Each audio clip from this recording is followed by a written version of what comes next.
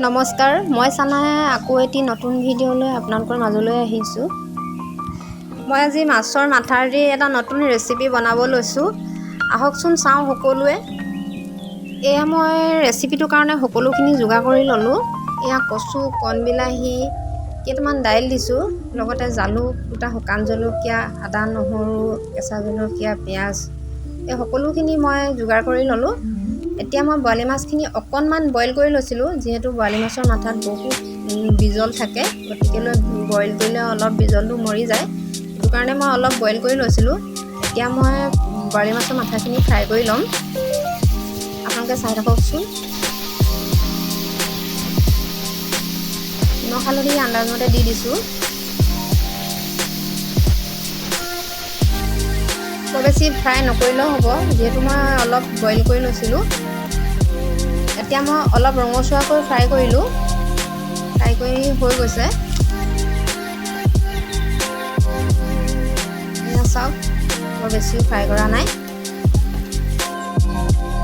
এইখিনি মই উঠাই ল'ম তেলৰ পৰা।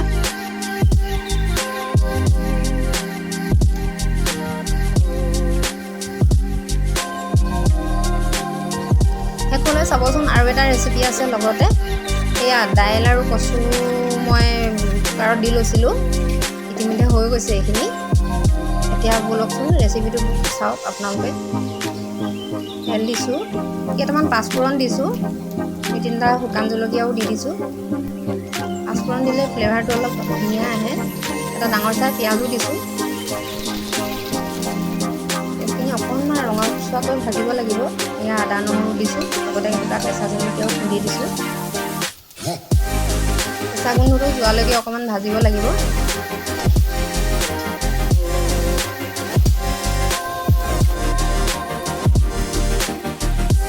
অকণমান হালধি দিছোঁ।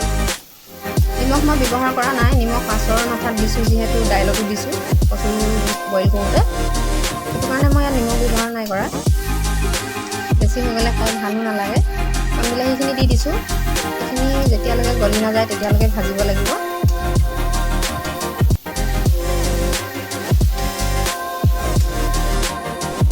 এয়া দেখিছেনে, কণবিলাহীখিনি ধুনীয়াকৈ গলি গৈছে। এতিয়া মই মাছৰ মাথাখিনি দি দিম ইয়াতে।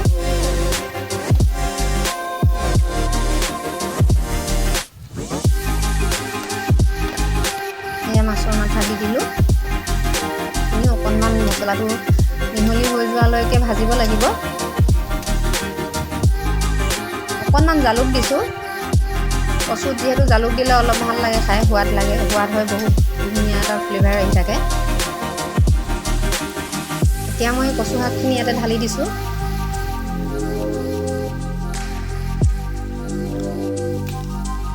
পাঁচ মিনিট উতলাব লাগিব। এতিয়া সকলোখিনি মছলা সোমাই মিক্স হৈ যাব। খায়ো ভাল লাগিব আৰু বহুত টেষ্টফুল হয়। আগতেও খাইছোঁ মই এনেকৈ বৰালি মাছৰ মাথাৰ লগত কচু দি, কিন্তু এইবাৰ অকণমান দাইল দিছোঁ। আগতে মই দাইল দি বনোৱা নাছিলোঁ। নেক্সট ৰেচিপিটো হ'ল এয়া, দেখিছে নহয়, বিলাহী, জলকীয়া, পিঁয়াজ, আদা, নহৰু, এয়া মাছৰ পেটু, লগতে কণীও আছে। ইয়াত দুটা তিনিটা বেঙেনা মই সৰু সৰুকৈ কাটি লৈছোঁ।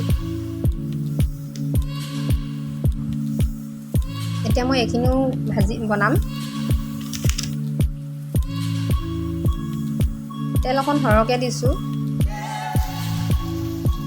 পিঁয়াজ এটা দিছোঁ, অলপ ডাঙৰ চাই।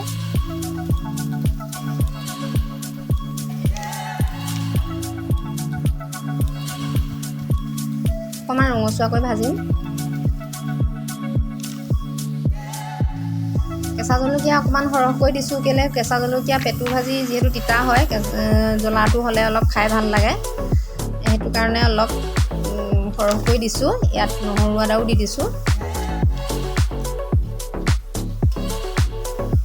হালধি, নিমখ দি দিছোঁ।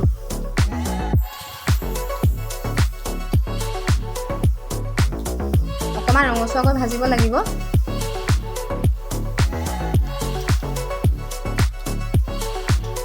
এতিয়া ইয়াতে মই বিলাহীখিনি দি দিম।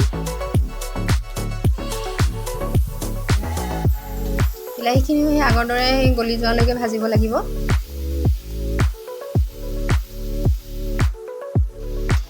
এয়া দেখিছেনে, বিলাহী প্ৰায় গলি গৈছে। এতিয়া মাছৰ পেটুখিনি দিব পাৰি। অকণমান পানী দি আকৌ এবাৰ ঢাকোন দি বিলাহীটো পূৰা পানীটো শুকুৱাই ল'ব লাগিব।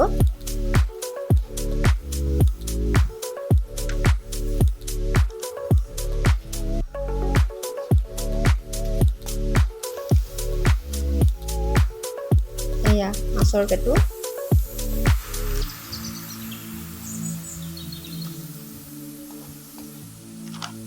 এতিয়া কণীডোখৰো দি দিম। দেখিছেনে কণীডোখৰ ইমান ডাঙৰ। ভালকৈ ভাঙি ল'ব লাগিব।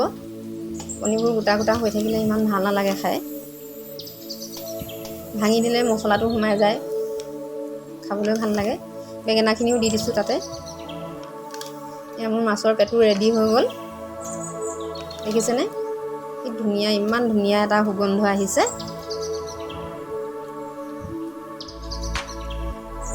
তেনেহ'লে আজি মোৰ ৰেচিপিটো ইমানেই আছিল।